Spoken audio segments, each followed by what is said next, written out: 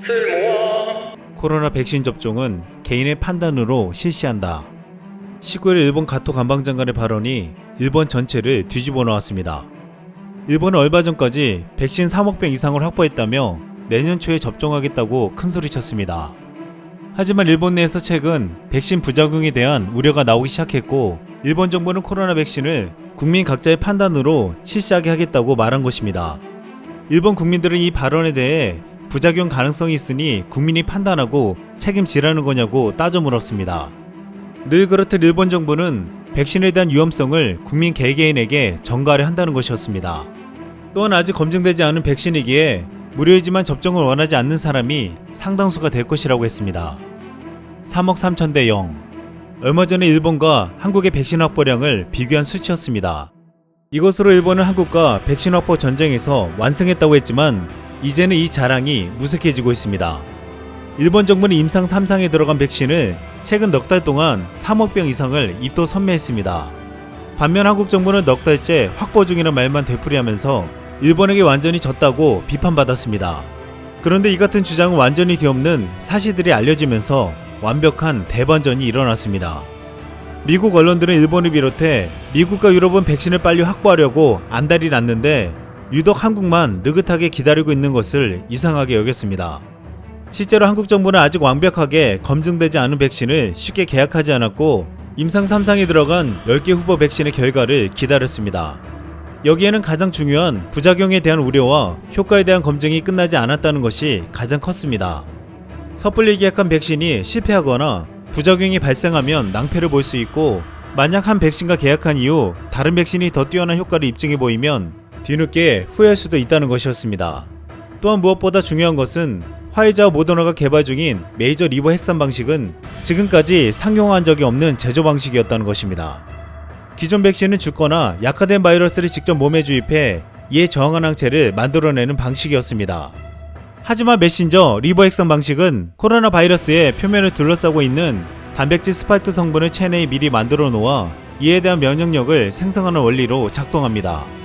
두 회사는 이 메신저 리버 핵산 방식을 활용했기 때문에 백신 개발 속도를 줄일 수 있었습니다. 하지만 이 방식은 아직까지 상용화된 바 없었기 때문에 효과와 부작용에 대한 의구심을 간과할 수 없었습니다. 또한 무엇보다 메신저 리버 핵산 방식은 제조 공장이 다른 백신보다 까다로워 대량 생산이 쉽지 않았습니다.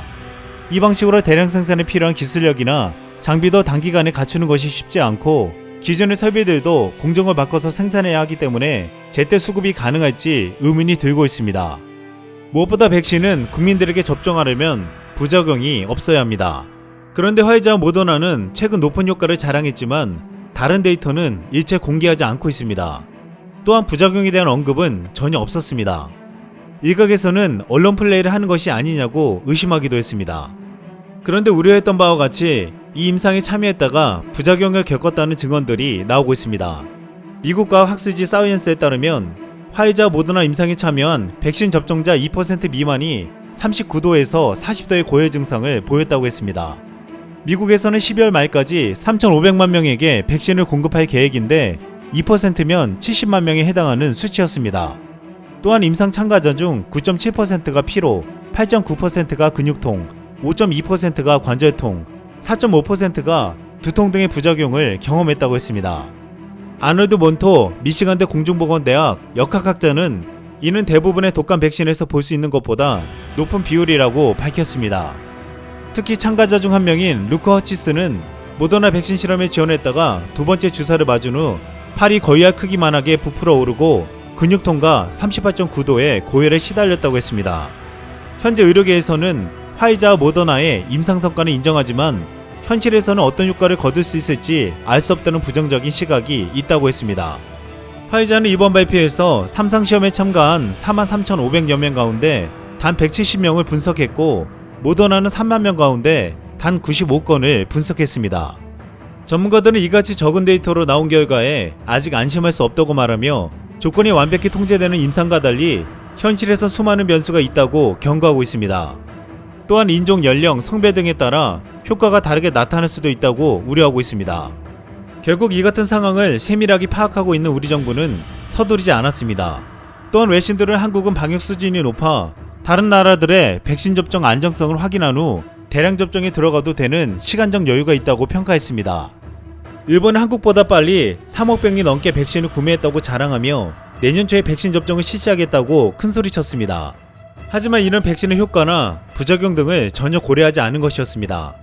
한국은 개발 중인 백신에 대해서 다른 나라에서 먼저 접종을 시작하면 부작용이 나오는 것을 보겠다고 했습니다. 이 때문에 내년 하반기에 접종에 나서며 국가가 책임지려는 모습을 보였지만 일본은 무조건 빨리 백신을 확보하고 배포하는 데만 주력하면서 여기서 나올 수 있는 부작용은 국민들에게 책임을 지우려는 모습을 보였습니다. 또한 여기에는 잘못하면 호구가 된다고 말하는 비용적인 측면도 있었습니다. 모더나는 백신 가격을 1회분당 32에서 37달러, 하나로 약 35,000원에서 41,000원으로 가장 비싸고 화이자는 19.5달러, 하나로 약 21,000원이었습니다. 우리 정부는 이 가격이 너무 비싸기 때문에 시간이 가면 내려갈 것으로 판단했습니다. 이미 한국의 SK바이오사이언스가 위탁 생산 계약을 한 아스트라제네카는 4달러밖에 되지 않았습니다. 우리 돈으로 4,500원에 불과했는데 모더나의 10분의 1 가격이었습니다. 또한 화이자는 상온 유통이 쉽지 않아 콜드체인에 엄청난 돈을 써야 했고 모더나는 대량 생산이 쉽지 않다는 치명적인 약점을 가지고 있었습니다. 이에 반해 아스트라제네카는 가격도 저렴한 데다 검증된 전통적인 백신 제조법을 따르면서 대량 생산도 국내에서 쉽게 할 수 있었고 안정성에서도 유리했습니다. 결국 우리 입장에서는 기다리면 좀 더 효과가 높고 가격도 싸며 대량 생산할 수 있는 백신을 확보할 수 있다는 것이었습니다. 일본처럼 빨리 서둘렀다가는 효과도 입증되지 않은 백신을 가장 비싸게 살 수밖에 없었습니다. 그런데 재밌는 것은 일본은 제약사를 찾아가 백신을 달라고 재촉했지만 반대로 한국은 제약사들이 찾아와 우리 백신을 사달라고 재촉하고 있다는 사실입니다.